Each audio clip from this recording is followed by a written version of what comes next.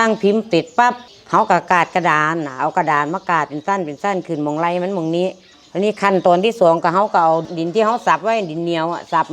มุนละเอียดคือแป้งข้าวเหนียวกับแป้งข้าวปุ้นบ้านเขานี่แหละเขาก็เอามารูปให้มันเนียน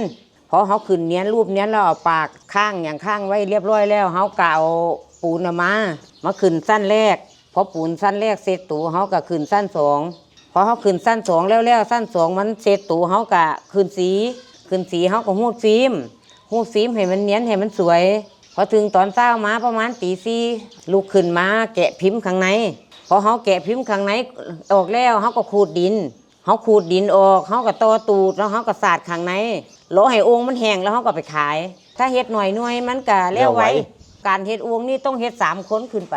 สร้างคนปูนคนหิวปูนแล้วก็คนเสิร์ฟมันต้องเฮ็ด3 คนมันก็ยากทุกขั้นตอนแล้วจ้ะแต่ว่าถ้าจะให้มันเนียนก็คือขึ้นสีนี่แหละจ้ะขึ้นสีต้องหูดให้มันเนียนนี่แหละแต่ว่ายากสุดก็คือเข่าแกะพิมพ์นี่แหละตั้ง3 คนนี่สูงสุดเนี่ยย่างบืนเลยก็คือ6 หน่วย6 หน่วยเป็นเกณฑ์3 คนนั่นน่ะถ้า2 คนก็จังซี่ละ3 หน่วย2 หน่วยถ้าเฮ็ดเกินนั่นมันเอาบ่ทันถ้าหน้าหนาวมันก็จะเฮ็ดมือเว้นมือเพราะว่ามันบ่แห้งเขาจะเข้าไปข้างในบ่ได้เองมันจะยุบหน้าหนาวก็คือเขาเฮ็ดมือนี่มืออื่นเขาพักมือฮือเขาเฮ็ด